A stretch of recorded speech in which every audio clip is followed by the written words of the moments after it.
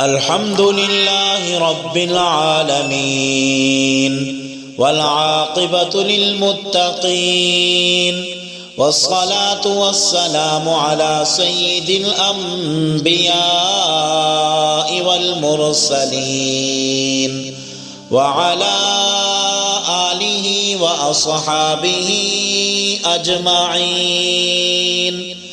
أما بعد فأعوذ بالله من الشيطان الرجيم.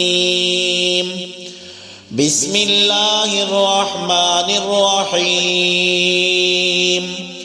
قل هو الله أحد الله الصمد لم يلد ولم يولد ولم يكن له كفوا أحد.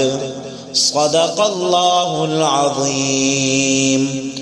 آپ کہہ دیجئے کہ وہ اللہ تعالیٰ ایک ہے، سب اللہ تعالیٰ کے محتاج ہیں اور اللہ تعالیٰ کسی کا محتاج نہیں. اس کی کوئی اولاد نہیں اور نہ وہ کسی کی اولاد ہے اور نہ ہی کوئی اس کا ہمسر ہے.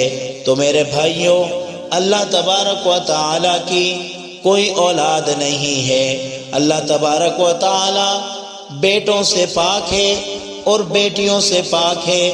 اللہ رب العزت اولاد سے پاک ہے. وہ ہمیشہ سے اکیلا ہے اور اکیلا ہی رہے گا. وہ وحدہ لا شریک ہے، اس کے ساتھ کوئی دوسرا نہیں. ساری کائنات کا نظام چلانے والا وہی ایک اللہ ہے، اس کا کوئی ساتھی نہیں ہے. تو اللہ رب العزت کو ہمیں اکیلا ماننا چاہیے.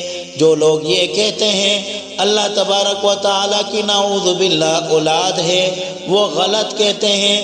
ان کا عقیدہ بھی غلط ہے، ان کی سوچ بھی غلط ہے. وہ اللہ تبارک و تعالیٰ کے پاک کلام کے اوپر شک فرماتے ہیں. اللہ رب العزت جس طرح قرآن مجید فرقان حمید میں ارشاد فرماتے ہیں میں ایک ہوں، تو انہیں بھی اللہ رب العزت کو ایک ماننا چاہیے. دعا ہے کہ اللہ رب العزت ہم سب کا عقیدہ درست فرمائے اور اللہ رب العزت ہم سب کو رسول اللہ صلی اللہ علیہ وسلم کے نقش قدم کے اوپر چلنے کی توفیق عطا فرمائے. آمین.